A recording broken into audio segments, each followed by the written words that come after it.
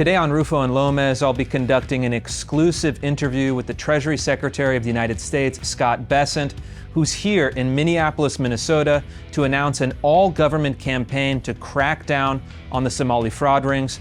We'll be talking about exactly how these schemes work, what we can hope for with the future, and some new economic numbers. Don't miss it right now on Rufo and Lomez.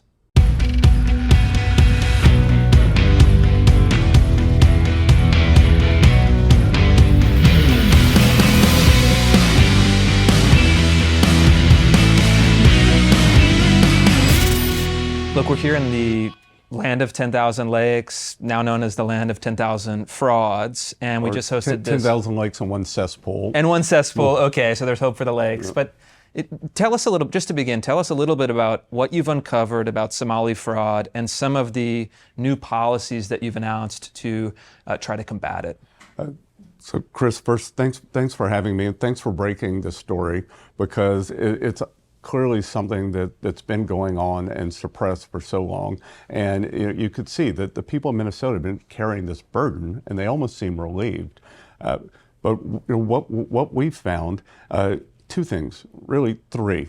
One, this, as you reported, this waste, fraud, and abuse in the system, bigger than anyone thought, and we'll see where that goes. Two, the leakage, and how does this get out of the country? Either if you were on public assistance and you were sending money out of the country, one of two things must be true. You were getting too much assistance because you have excess funds to feed yourself, your family, food, clothing, or you've got stolen money and you're sending that out. But in either case, money needs to stay in the U.S. or your benefits need to be cut. Three, how can we use the investigations in Minnesota as a model for what's happened and push it out to the other 49 states? Because Minnesota is likely the most egregious, maybe not, we'll see, I have an open mind, but the scale, just because of the population sizes, California, Illinois, New York, that what's going on here is a microcosm of what's going on there. And it's like someone on the panel said today, benefits have been turned into businesses. It is a cottage industry of teaching people how to form multiple LLCs, how to game the system, how to move money around, and we'll see where the money goes. I'm here because what Treasury does is follow the money. We follow the money, and we have done it with the mafia, where we were able to take them down, Mexican drug cartels, and now these Somali fraudsters. And we can always do it. We'll see what kind of recoveries we can get for the American people. Yeah, and I think one of the things that I've learned in doing the reporting and then talking to a lot of the Minnesota officials is that different parts of this story have been bubbling up for 10 years. It was really an open secret in this state that the Somali community, which represents about 1% of the state population, had an enormous share, some estimate up to 90% of these fraud schemes. And they relied on two things. They relied on Minnesota Nice, and they relied on the fear that many politicians had of, saying something that was perceived as uncharitable towards a minority group, or the fear of being called racist. And now that has blown open. What do you think the right attitude should be as you look at these frauds, moving forward? I think you're too old to remember this TV show. There was something called Dragnet. The detectives, Jack Friday, just the facts, ma'am. He would go into a case and somebody would start yammering away, just the facts. And all we want are the facts. And that whether it's the local newspaper, Star Tribune has been trying to suppress the facts. I'm told that a member of Governor Walz's staff is the publisher of that. Local media hasn't wanted to do it. Clearly, the governor's office does not want to do investigations. So we just want the facts. We want to see where they lead, and we want to put the bad guys in jail. And this is all about incentives. And one of the other problems, what I would say is the third problem here, are the incentives.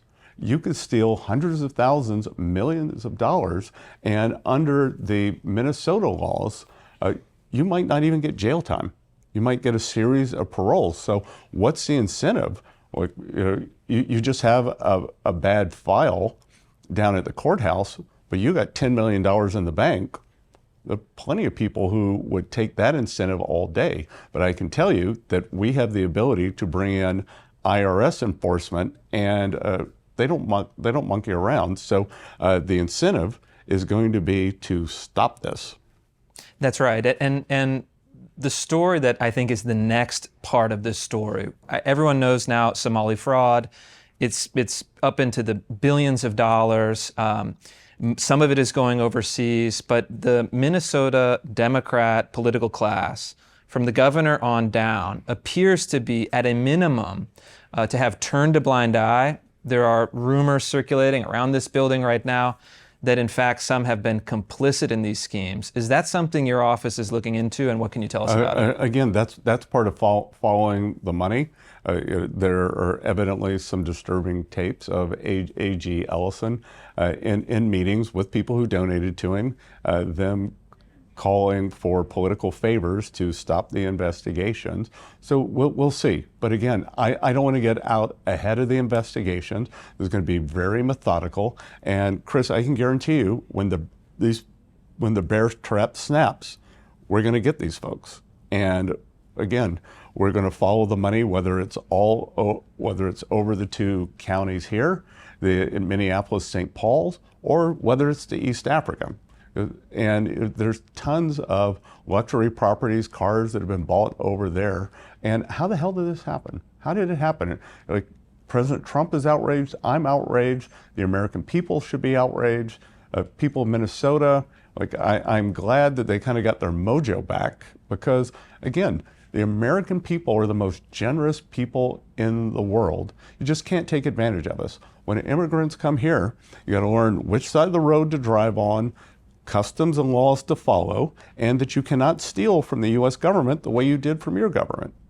Yeah, and there's a sense of pressure here that's building, and it comes from the president, it comes from you. Of course, Governor Walz decided to step down from his reelection campaign, which was a total shock. I think that's directly attributable to the pressure you've put on him. But one curious detail, this interview was originally scheduled for the Minnesota State Capitol. Can you explain why that didn't come to pass and why we're here? For one reason, Chris, Tim Walz is a coward. He is a coward. He would not guarantee that the Treasury Secretary of the United States of America would have police protection in the Minnesota State Capitol. He is afraid of what is coming. And he's not going to be able to hide behind this curtain, because we will get there. And I don't have to go in the Capitol building to investigate him. I would love for him to come to Treasury and answer some questions. I can guarantee you that he will be safe and sound then, depending on what we discover. I don't know about his future. And as I said earlier, that will be the only view of the Oval Office he ever gets, because let's just think about the long arc of history. The suppression of this story is this guy got to within could have been one heartbeat away from being president of the United States. And when we don't have a functioning mainstream media and great independent journalists like you, citizen journalists who go out and do the investigative work, because the people who are supposed to be doing it don't do it anymore. And I'd also like to add that the question of security is particularly important in this moment, because right now, as we speak, there are protesters, demonstrators, rioters. Overnight, they tried to set up an autonomous zone in the streets of Minneapolis. And one thing I'd like to talk about with you that is related to this whole architecture of intimidation is that there are 501c3 nonprofit groups that are funded by left-wing dark money that are organizing, or at least at arm's length, encouraging criminal activities, criminal protests, criminal obstruction of federal officers, including ICE agents. Is the Treasury looking into this? Is this something that you have authority to crack down on, and what can we expect? Yes, and yes. So these groups are engaging in this. We have the authority, and we are examining them, because when you see these protesters, someone is financing them. There are safe houses. that when you see the 300 people with the same laser that they're using to blind DHS agents in courthouses in Portland, someone bought those lasers. And again, what we do is follow the money. Just like we followed it with the mafia, just like we follow it with the drug cartels. And we will find out who's done this. I announced today that we are going to put in effect a whistleblower program. And my sense is that the rats will turn on each other. That, as I believe you reported or someone talked about in the roundtable today, one of the Somali fraudsters tried to bribe a juror with $120,000. Well, it turned out she'd been given $200,000 to bribe the juror, and she skimmed $80,000. Like it's like the scorpion. It's in their nature. Yeah, and I think this is just the tip of the iceberg. I know my team will be focusing widely, and you recently mentioned you think there are between $300 and $600 billion in fraud every year of federal funds? That's not my number. That's the General Accounting Office. So it's about 10% of the federal budget, 1 to 2% of GDP. And if we can narrow that number, President Trump asked for a $500 billion increase in the defense budget to fortify 10, 20 years of neglect and the forever wars that we've been involved in that he's determined not to get us into. That if we need to flex up our military budget, if we can get rid of this waste, fraud, and abuse, we can finance a safer, sounder U.S. with that, without taking on more debt. Sounds pretty good outcome to me. And, it makes me think back to the beginning of the administration. You had some very high-profile disagreements with Elon Musk, who was running Doge. Is the basic thesis of Doge been, more necessary than ever? And do you think there's a way to amplify that work moving forward? Yeah, and Chris, to be clear, I was in 100% alignment with Elon on the waste, fraud, and abuse. It was just, the Silicon Valley motto is move fast and break things. I said my personal motto and the Treasury motto is move deliberately and fix things. And that's what you're going to see in our investigations. You're not going to see headlines tomorrow. You're not going to see them next week. But in a month, quarter, that once we get people in the bear trap, they're not getting out because we will have conclusive evidence to present. And I think that they will have to make plea deals, that they will be willing to negotiate, to turn in higher ups, to help us map out how this happened. And again, we're going to take this Minnesota map to other 49 states. And last question, I opened this up to Twitter to ask, hey, what should I ask Secretary Bessent? And I think the best question was this. We're talking about 5.4% GDP growth. We've seen the lowest trade deficit in recent history. And you brought an unorthodox, contrarian style of economics to DC. Do you feel like the evidence now that is accumulated over a year vindicates what is kind of an undermining of the old conservative supply-side economic theory? Well, I think it was kind of this neoliberal theory, and it got very, very bastardized. So you ended up with this big government spending, this unfettered free trade, and then kind of right here in the heartland, industrial America, the American workers got caught in the middle.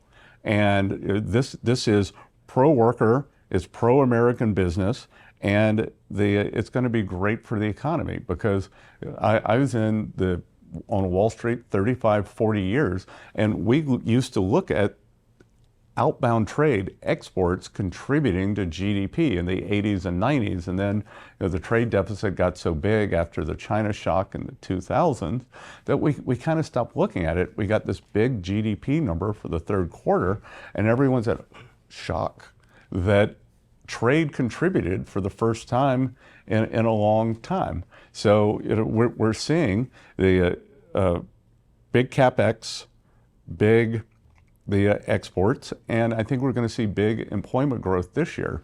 And these GDP numbers, I think the real vindication here, Chris, is that the 4.3% GDP number for the third quarter was really 4.7 or 4.8 in the private sector. We shrank the government by 3/4 of GDP. So that was a muted number. The private sector of the United States of America is going gangbusters, and I think we're going to see it in 2026. So yeah, President Trump has these hats in the Oval. Donald Trump was right about everything. He was definitely right about economics this time. He was, and I would say, just to drill down, final point is young people. Polling indicates that some young people are disappointed with the administration over the last year. They're worried about their future. They're worried about housing prices. They're worried about putting together that middle-class life. What message would you say to that cohort, Gen Z, who's anxious about their future? Look, good thing about being my age is life slows down a little. When I was in my 20s and 30s, I wanted everything yesterday, and I want everything good for the American people, especially young people, many of them who've gotten a bad deal after this Biden inflation of 22, 23%. This is a tough time to get in the workforce, tough time to be trying to accumulate assets. The message is, I think 2026 is going to be a fantastic year. I think you're going to see this upward acceleration, and I think everything we are doing is setting the trajectory for people that are 20s, 30s, 40s to have the same life and better than their parents had. Thank you so much. Thank you.